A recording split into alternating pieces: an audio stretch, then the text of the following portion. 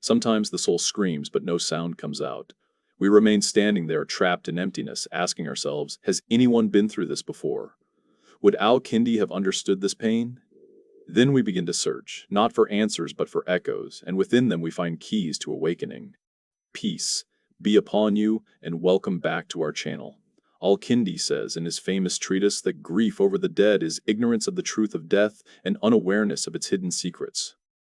But what if grief is not ignorance but a doorway? What if tears are not weakness but a language spoken by the soul when words fail? In the depth of night, when the world is silent and we are left alone with ourselves, we feel a weight we cannot name. It is not mere sadness for something lost, but a deeper pain, pain for something we never knew we had lost. In that moment, a path begins, a path not of strength or hardness, but of surrender to the break. Al-Kindi, the first philosopher of the Arabs, lived in a time when crying was seen as weakness, yet he understood something profound. The one who does not weep when it is time to weep loses part of his humanity, loses the ability to purify, to renew, to find true peace. Imagine deep inside you a place you have not visited for years, where you buried an old pain out of fear of facing it. Al-Kindi whispers across the centuries, the mind does not become clear until it passes through the storm of emotions. Today we do not seek quick fixes. We seek something deeper, peace that comes not from avoiding pain but from journeying into it and uncovering the treasures hidden there. Tears have their own language, not spoken in words, but in the symbols buried in the soul. Al-Kindi believed the self is like a mirror, and unless cleansed by natural grief, it loses its ability to reflect truth.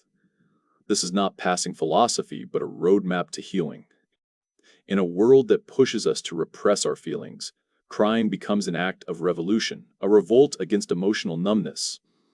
But what happens when we refuse to cry, when we say to ourselves, "No, I will not let this pain touch me"?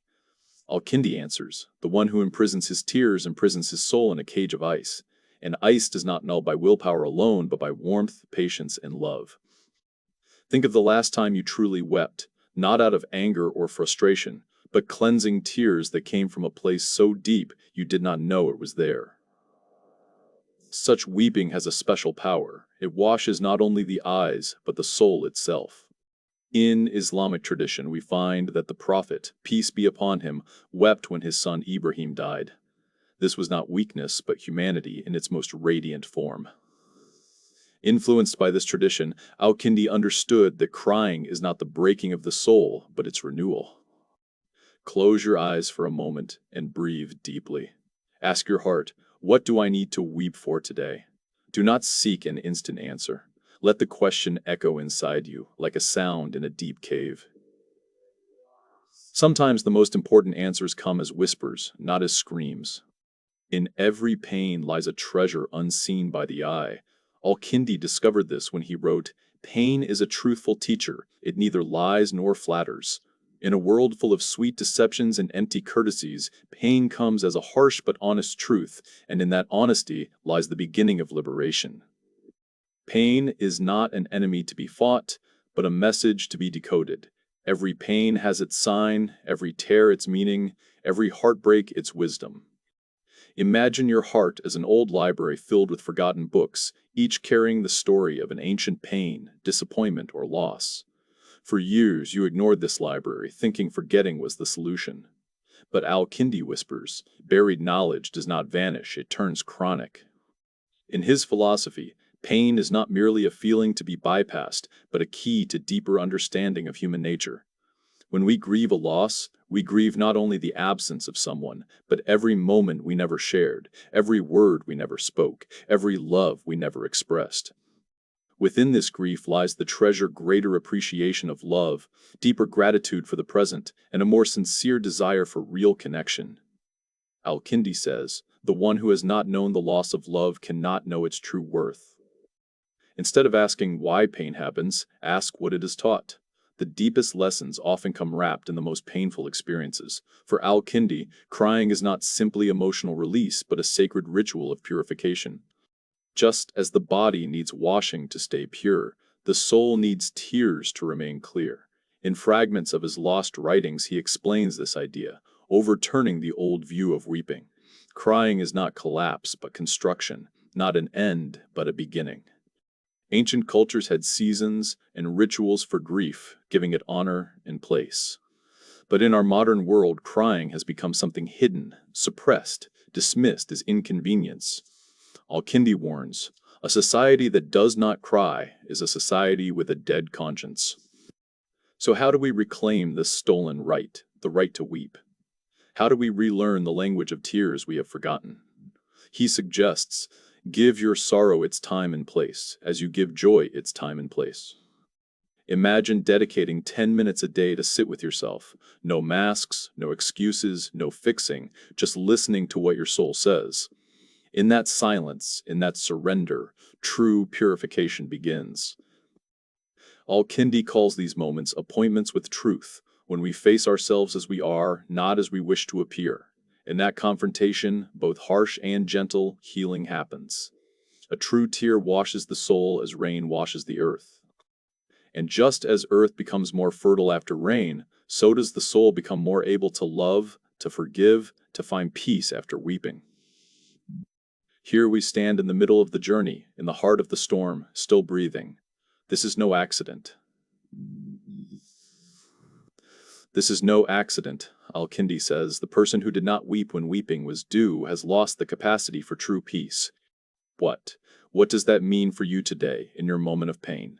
It means that every tear unwept, every scream swallowed, every grief buried, stands between you and the peace you deserve. But the beauty of his path is that it does not end with pain. It begins from it. Every crack in the heart is an opening for light.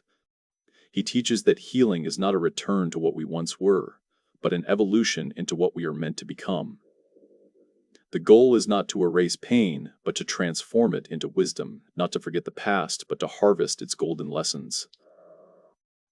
The scars on the soul are not flaws, but maps. Each scar tells a story, each wrinkle points to buried treasure.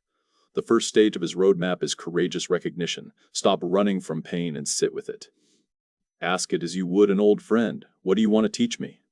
The second stage is gentle deconstruction, dismantling the stories we tell ourselves about our suffering. I am a victim, I am broken, I do not deserve happiness. He says, the story you tell yourself about pain is stronger than the pain itself. The third stage is conscious re-authorship, writing a new story, not one that denies pain, but one that integrates it into a larger journey. This is how peace is found, not by escaping the storm, but by learning to dance in the rain. Not by silencing emotions, but by turning them into music, where sadness becomes a deep note that gives joy its meaning, fear a rhythm that makes safety precious, anger an energy for change. Al-Kindi invites us to a daily practice. Sit each evening with yourself and ask, what did I feel today? Why did I feel it? What did it teach me? This dialogue with the self turns us from victims of our emotions into conductors of our inner orchestra. In his deepest reflections, he reveals a secret. Every true ending is a hidden beginning, every symbolic death a new birth, like the transformation of the caterpillar to butterfly. First the raw pain of the larva, then the retreat of the cocoon, where nothing dies but everything changes, until the wings emerge. Each stage sacred, each stage necessary. Al-Kindi's message across the centuries is this: peace is not the absence of battle, but the presence of stillness in the storm. The one who has never wept will not know peace, but the one who has wept and healed becomes a fountain of healing for others. This is the true legacy of wisdom, to turn a personal wound into a collective balm. Wherever you are on your journey, whatever pain you carry, remember, you are not alone. Every soul has walked this path, and those who survived left threads of light for you to follow. Peace does not come from avoiding pain, but from embracing it until it reveals its secrets.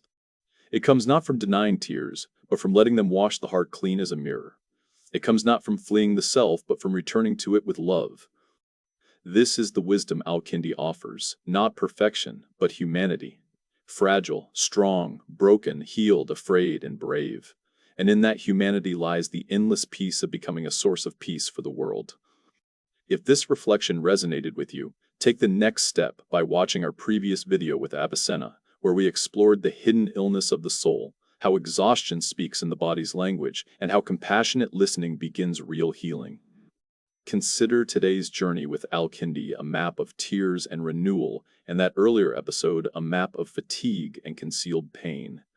Two chapters of one conversation. When you are ready to go deeper, watch the previous video now, leave a like, subscribe, and write, "I choose healing," so your intention turns into action and your next chapter begins.